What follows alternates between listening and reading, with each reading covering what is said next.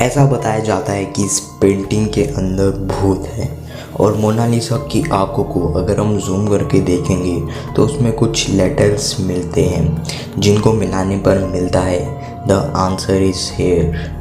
और क्या आप जानते हैं कि इस पेंटिंग में दिखाई गई मोनालिसा बीमार है, लेकिन कैसे? और एक चोर ने आखिर असल में मोनालिसा को पूरी दुनिया में कैसे फेमस कर दिया? और साथ ही साथ मोनालिसा की आईब्रोज क्यों नहीं है? आखिर क्या चक्कर है? आज की इस वीडियो को पूरा लास्ट तक ज़रूर देखना। आज मोनालिसा की सारी मिस्ट्रीज से पर्दा उठने वाला है, सारे रहस्य बताने वाला हूँ मैं मोनालिसा पेंटिंग के, इसलिए watch this video till end. Number 1, Mona Lisa वैसे तो एक मास्टर क्लास पेंटिंग है जिसको भी नेचर और साइंस दोनों को मिलाकर बनाया गया है। इस पेंटिंग को इटली के one of the greatest person of the all time Leonardo da Vinci के द्वारा बनाया गया था। एक्चुअली में इस पेंटिंग पर लियोनार्डो दा विंची ने 1503 से 1519 तक मेहनत करी थी, लेकिन तभी भी ऐसा बोला जाता है कि वो अपनी मृत्यु तक भी इस पेंटिंग को बनाने में लग रखे थे, लेकिन वो तभी भी इस पेंटिंग को पूरा बना नहीं पाए थे। नंबर 2, वैसे तो लियोनार्डो दा विंची ने कई पेंटिंग बनाई हैं, लेकिन लियोनार्डो दा विंची की ये पेंटिंग मास्टर क्लास है और तभी ये पेंटिंग दुनिया भर में वर्ल्ड फेमस है और साथ ही साथ ये बेस्ट नोन और बेस्ट विजिट पेंटिंग भी कही जाती है। और सबसे बड़ी बात तो ये है कि ये दुनिया की सबसे महंगी पेंटिंग है। जी हाँ, इस पेंटिंग की कीमत लगभग 5000 करोड़ से 6000 करोड़ से भी ज़्यादा है। जी हाँ, 5000 crore to 6000 crore. Can you believe this? Number 3, वैसे तो इस पेंटिंग को 16th सेंचुरी से ही इसको पेरिस के लोवरे म्यूज़ियम में प्रिजर्व करके रखा था।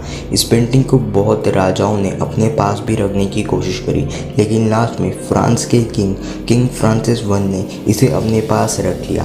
एक्चुअली में ये उन्होंने अपनी एक प्रॉपर्टी बना ली, क्योंकि लियोनार्डो दा विंची का कोई इतना पास नहीं था जो कि इनको अपनी पेंटिंग दे सकते थे। और king Francis I Leonardo da Vinci के एक बहुत अच्छे दोस्त थे, इसलिए किंग फ्रांसिस I ने वो फिर अपनी एक प्रॉपर्टी बनाकर उसे रख लिया। और अभी ये पेंटिंग भी फ्रांस के लोवरे म्यूज़ियम की एक प्रॉपर्टी है और लोवरे म्यूज़ियम में रखी गई है।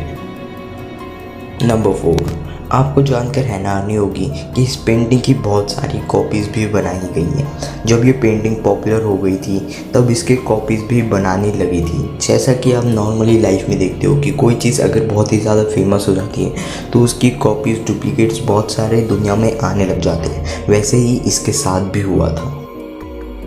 इस मोनालिसा पेंटिंग की कॉपीज़ के साथ साथ लोगों ने इसके बहुत सारे मिथ्स भी फैलाने शुरू कर दिए। बहुत सारी चीज़ें इसके ऊपर बोली गई थी।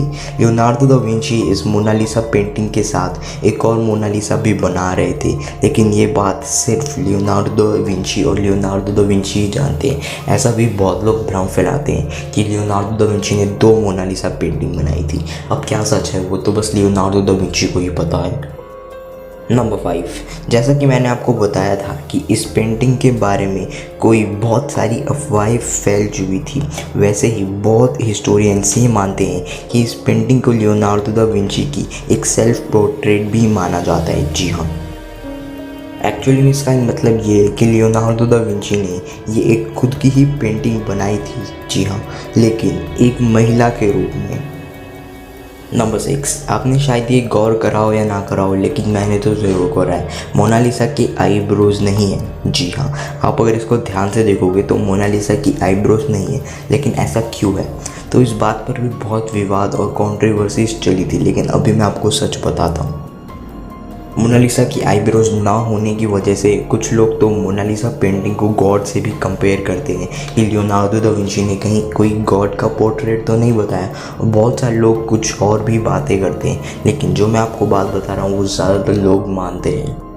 तो एक्चुअली में सच ये है कि मोनालिसा पेंटिंग की आईब्रोज बनाई गई थी, लेकिन बहुत पहले, और इतनी पतली लेयर्स यूज़ करी थी लियोनार्डो दा विंची ने पूरी मोनालिसा पेंटिंग को बनाने के लिए कि वो समय गुजरते गुजरते मिट गई। और मोनालिसा की आईब्रोज 40 माइक्रोन से भी छोटे ब्रश से बनाई गई थी। तो आप ये सोच ही सकते हो कि 500-600 साल पुरानी कोई पेंटिंग के आईब्रोज होगी वो खुद ही फेड हो जाएगी, और ऐसा बहुत सारे साइंटिस्ट भी मानते हैं। नंबर 7, अब ये बात है सबसे ज़्यादा कंट्रोवर्शियल। मोनालिसा की आईब्रोज में लेटर्स छुपाए गए हैं। जी हाँ, लियोनार्डो दा विंची ने मोनालिसा की आईब्रोज में लेटर छुपा के लिख रखे थे। लेकिन ये सिर्फ तभी पता चलता है जब हम बहुत ही ज़्यादा मोनालिसा की आईब्रोज को जूम करके देखते हैं। आपके फ़ोन वाले स्क्रीनशॉट के जूम करके नहीं, जो नॉर्मल माइक्रोस्कोप से जूम करके जाता है तब। बहुत साइंटिस्ट ने ऐसा दावा करा है कि मोनालिसा की आईब्रोज में लेटर्स हैं और इन लेटर्स को अगर हम मिलाते हैं तो लिखा आता है द आंसर इज़ हेयर। अब इस चीज़ में 50-50 चांसेस है कि सच भी हो सकती है और झूठ भी बात हो सकती है। इसके पीछे कोई अभी भी परिणाम नहीं है कि ये बात सच है कि नहीं। अगर मोनालिसा की आईज में लिखा है द आंसर इज हेयर तो पक्का इस मिस्टीरियस पेंटिंग के बहुत और भी मिस्ट्रीज होंगे। आप किसके बारे में क्या विचार है मुझे नीचे कमेंट्स में ज़रूर बताना। और द आंसर इज हेयर वाली बात आपको चौंकाने वाली लगेगी नहीं।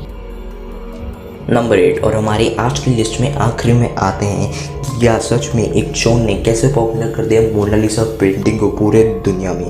तो एक्चुअल में 1911 में लोवरे म्यूजियम जो कि पेरिस में है, जो कि मैंने आपको बताया था, वहाँ से मोनालिसा पेंटिंग चोरी हो गई थी। जी हाँ, और जब ये 1911 में लोवरे म्यूज़ियम से चोरी हुई थी तब ज़्यादातर लोग मोनालिसा पेंटिंग के बारे में नहीं जानते थे।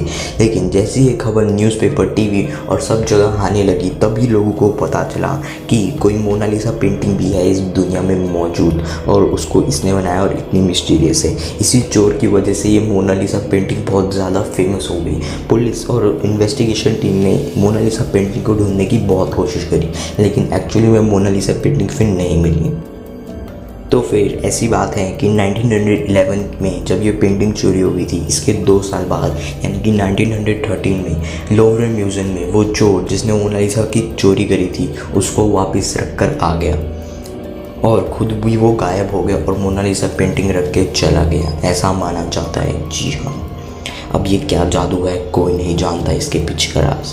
वैसे दोस्तों आपको क्या लगता है कि मोनालिसा पेंटिंग के पीछे क्या कुछ जादू या टोना है? मुझे नीचे कमेंट्स में बताना मत भूलना। हमारे चैनल को सब्सक्राइब भी ज़रूर कर देना। और हाँ, इसी मिस्टीरियस टॉपिक पर मैंने और भी वीडियोस बनाई हैं, उनको भी जाकर एक्सप्लोर करना। और हड़प्पन वैली सिविलाइजेशन जो कि एक और बहुत मिस्टीरियस टॉपिक है, अगर उसकी वीडियो देखनी है तो यहाँ पर ज़रूर क्लिक करना। वो भी बहुत ही ज़्यादा मिस्टीरियस टॉपिक है। आई होप आपको उसमें भी बहुत मज़ा आएगा। Thank you so much for watching this video.